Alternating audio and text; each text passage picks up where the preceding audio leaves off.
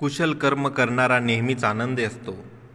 इधन नंदती पेच नंदती कत्तपुयो उभयोतो नंदती पुत्तमे कंतनी नंदती भियो नंदती सुगती तो.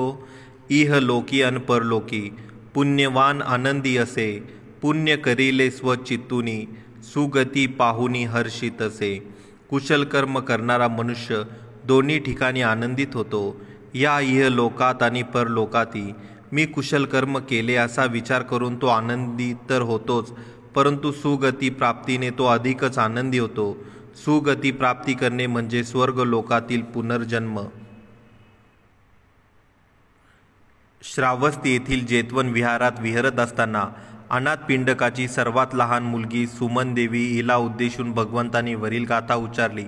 दररोज 2000 भिक्षूंना श्रावस्तीचा एक महादानी श्रेष्ठी अनाथ पिंडक आपल्या घरी भोजनदान करीत असे. त्याचप्रमाणे जवळजवळ तेवढ्याच भिक्षूंना श्रेष्ठ उपासिका विशाखा सुद्धा भोजनदान करीत असे. भिक्षूच्या भोजनाची काळजी वाहण्यासाठी अनाथ पिंडकाने त्याची सर्वात मोठी मुलगी महासुभद्राला नेमले होते. तिने मनापासून भिक्षूच्या भोजनाची काळजी वाहिली व त्याचा परिणाम म्हणून तिला लवकरच श्रोताफल्लीफळ प्राप्त झाले. काही दिवसानंतर तिचे लग्न होऊन ती आपल्या पतीच्या घरी नांदायला गेली. नंतर अनाथ पिंडकाने त्यांची लहान मुलगी चूल सुभद्रा हिला भिक्षूच्या भोजनाची काळजी वाहण्यास नेमले. तिने आपल्या मोठ्या बहिणीच्या पावलावर पावले ठेवून आपले कर्तव्य नीट बजावले व तिलाही श्रोताफल्लीफळ प्राप्त झाले. लग्नानंतर ती पण आपल्या पतीच्या घरी नांदायला गेली. नंतर अनाथ पिंडकाने आपली सर्वात लहान मुलगी सुमन हिला भिक्षूच्या भोजनाची व्यवस्था ठेवण्याच्या कामी नियुक्त केले. तिनेही नियमित व मनापासून भिक्षू संघाची उत्तम सेवा केली व सुकृतगामी फल प्राप्त केले. निर्वाण फल प्राप्तीच्या 4 अवस्था आहेत: श्रोताफल्ली फल, सुकृतगामी फल, अनागामी फल, अहर्त. मात्र सुमन लग्न न करताच कुमारिकाच राहिली व भिक्षूची सेवा करता करता निर्वाणाचे दुसरे फल सुकृतगामी फल प्राप्त केले. एके दिवशी अनाथ पिंडकाला बातमी कळाली की सुमन अचानक मरण्याची घडी मोजत आहे. तो जेवणाच्या खोलीतून धावत आला व मुलीला विचारले, माझ्या प्रिय मुली सुमन, तुझी प्रकृती कशी काय आहे? सुमन उत्तरली, माझी प्रिय लहान बंधू, तू काय म्हणालास? अनाथ पिंडक म्हणाला, माझ्या प्रिय मुली, तू असंबंध बोलत आहे. तू घाबरलेली आहेस काय?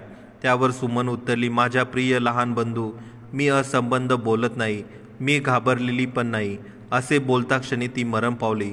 जरी अनाथ पिंडकाने श्रोताफल्लीफळ प्राप्त केले होते तरी मुलीच्या मरणाने त्याचा शोक अनावर झाला आणि जेव्हा मुलीचा अंत्यविधी पार पडल्यानंतर तो भगवंताकडे गेला तेव्हा ओक्साबोक्सी रडू लागला. तेव्हा बुद्ध त्याला म्हणाले, अनाथ पिंडिका, तू एवढा दुःखी व कष्टी होऊन का रडत आहेस? अनाथ पिंडक म्हणाला, भगवान, माझी मुलगी सुमन मरण पावली आहे. भगवान म्हणाले, ठीक, परंतु प्रत्येकाला मरण अटळ आहे. यावर अनाथ पिंडिक म्हणाला, होय भगवान, ते मला माहीत आहे, परंतु माझी मुलगी अतिशय नम्र आणि प्रामाणिक होती, परंतु मरतेवेळी ती मला शुद्धीवर आढळली नाही. ती माझ्याशी विसंगत बोलत होती. ती मला लहान बंधू म्हणून संबोधत होती. मी तिला विचारलं, मुली, तू घाबरली काय आहेस? त्यावर ती म्हणाली, नाही लहान बंधू, मी घाबरलेली नाही. असे म्हणून तिने लगेच देहत्याग केला. मरत्यावेळी तिच्या या विसंगत बोलण्याने मी दुःखी व कष्टी झालो आहे, म्हणून मी रडत आहे. यावर भगवान म्हणाले, महादानी अनाथ पिंडिका, तू दुःखी होऊ नकोस, तुझी मुलगी विसंगत असे काहीच बोलली नाही. यावर अनाथ पिंडक म्हणाला, भगवान, मग मी जे बोलली ते आपणास विसंगत वाटत नाही का?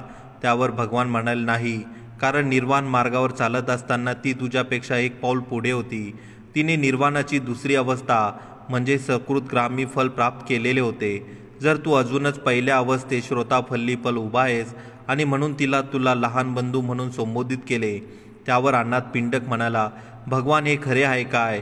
भगवान म्हणाले, होय अनाथ पिंडका, ते खरे आहे, आणि शिवाय तिने मरणानंतर तू सीता देवलोकात पुनर्जन्म घेतला आहे, म्हणून तू दुःखी होऊ नकोस.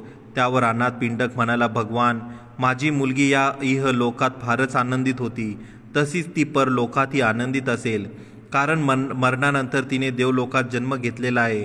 त्यावर भगवान म्हणाले, अनाथ पिंडका, ग्रहस्थ असूनही जे अप्रमादात जीवन जगतात ते इह लोकी आणि परलोकी आनंदित होतात. असे म्हणून भगवंतांनी वरील गाथा उच्चारली. स्पष्टीकरण भियो. सदाचारी व्यक्ती या जगात तर आनंदी होतेच, परंतु मरणानंतर सुखद जगतातील पुनर्जन्माने अतिशय आनंदित होते.